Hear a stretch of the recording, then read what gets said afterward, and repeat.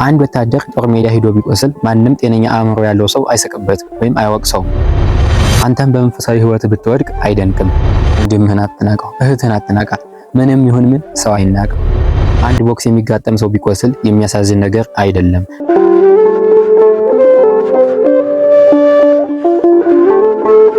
የልዑል እግዚአብሔር ሰዎች የእናታችን የቅድስት ድንግል ማርያም የአስራት የበረከት ያደረገ ቃል ኪዳን ልጆች በወደደንና በጠራን ማሰባሰበን በልዑል እግዚአብሔር ስም ሰላም እላችኋለሁ። እንደምን ቆያችሁ? እንደምን እስከዚህ ደረሳችሁ?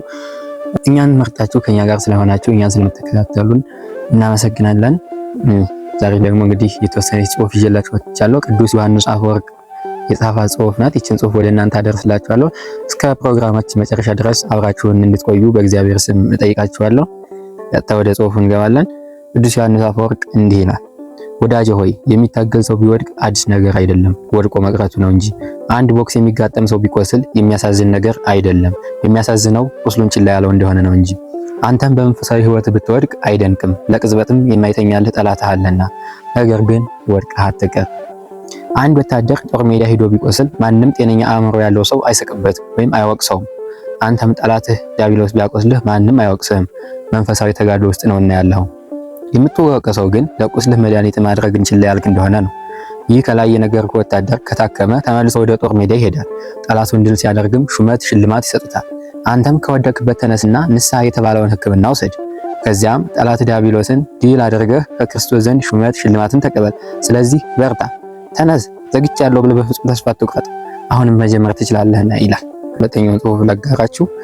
ወዳጅ ሆይ ክርስቲያን ነህን? እንኪያስ በፍጹም ወንድምህን አትናቀው፣ እህትህን አትናቃት። ምንም ይሁን ምን ሰው አይናቅም። ይህ የምትንቀው ወንድም በተለይ ክርስቲያን ከሆነ ክርስቶስን እየሰደብከው እንደሆነ አስተውል። እንዴት ያልከኝ እንደሆነም ይህ የምትንቀው ወንድምህ የክርስቶስ ሕዋስ ሆኗል። የክርስቶስ ሕዋስ ከሆነ ደግሞ እሱን ናቀው ማለት ክርስቶስን ናቀው ማለት ነው። ወንድምህን የምትንቅ ከሆነ በጲላጦስ አደባባይ ጌታን ከገረፉት፣ ራቁቱን ከሰቀሉት፣ ሐሞትንና ከርቤን ቀላቅለው ከሰጡት፣ በፊቱ ላይም ከተፉበት ሰዎች በምንም አትተናነስም። ስለዚህ ወንድምህን ከመናቅ መጠንቀቅ አለብህ ማለት ነው። ስለዚህ ሁላችንም አባቶቻችን በመናቅ በመዝለፍ ለዚሁም ዝም ብለን ይህ ሶሻል ሚዲያ ስላመችን ብቻ ወተን በመናገር የሚመጣ አንዳች ነገር የለም። ይልቁንስ በጸሎት መትካትና ሁላችንም ጸሎት ሲሆን ጸሎት በህብረት ሲሆን ትልቅ ኃይል አላትና በጋራ ብንጸልይና በጋራ አንድ ሆነን ብንተጋገዝ መፍትሄ ልናመጣ እንችላለን እንጂ በዚህ በሶሻል ሚዲያ ወተን ሁላችንም ስለጮህን ምንም የሚፈጠር ነገር የለም። እነሱ ይድረሱልን ምን ብለን ስለጮህን ምንም አንዳች ነገር የሚደርስልን የለም።